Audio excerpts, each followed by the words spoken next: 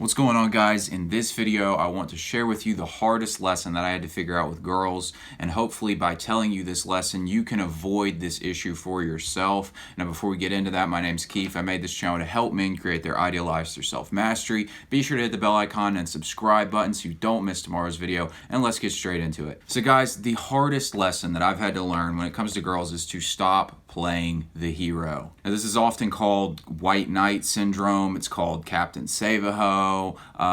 It's something I've fallen for multiple times in my life, and I know I'm not the only one who struggles with this issue, but it's just something within me and a lot of guys where we want to be this hero figure for this girl, and so we see some damaged situation and we want to be the one to fix it up and save this broken soul. And I'm just here to tell you, like, I've actually fallen for this not only with girls but just with friends in general, as it's just something in my nature. And I think, like I said, a lot of guys feel this way too, is we just see somebody who's damaged and we feel like we can be the one to fix them. And it's actually some kind of backwards, like, egoic thing where it makes us feel like we're superior and we get to look at somebody and be like, I'll solve your problems. And like, it makes us feel good about ourselves and like helps us ignore our own personal issues.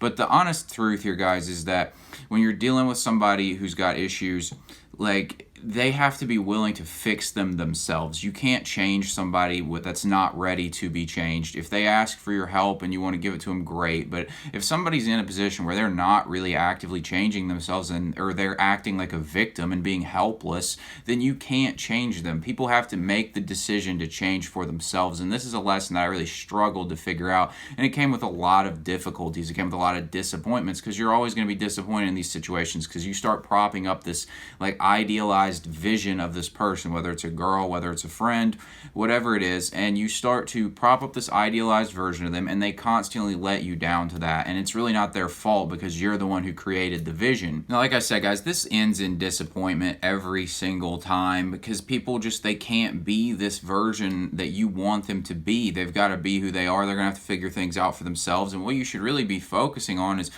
giving your energy to people who are actually already in a good spot, and spend that energy trying to change other people on changing yourself and focusing on improving yourself. Because like I said, ultimately a lot of this energy that gets invested in focusing on the problems of other people is a way to avoid dealing with our own inner issues. It's like what the Bible proverb says, to focus on the thorn in your own eye rather than focus on the log in your own eye rather than focusing on the thorn in your neighbor's eye, because we've got to deal with our own inner issues. And oftentimes it is our own inner issues that we externalize, project onto other people, and we blame them for the problems that are really just our own issues we still need to deal with. So what I'm recommending, guys, is to look at somebody for who they are. You don't have to judge them. If somebody's got an issue or they're just not where you want them to be, don't try and change them into who you want them to be. You don't have to judge them for not being it either. Just accept them for who they are, but know that that's not who you need to be with. You need to be with somebody who's already what you're looking for out of a relationship or a friendship, whatever it is that you're looking for right now. Essentially, guys, you want to focus on being the hero for the girl who's actually worth being the hero. If you choose one of these girls that needs a lot of help getting on the right path, or whatever, you deem that she needs a lot of help getting on the right path, you're just going to spend a lot of your life dealing with drama and just baggage and clearing out baggage, and you don't want that in your life. Like, let her figure her stuff out, you figure your stuff out.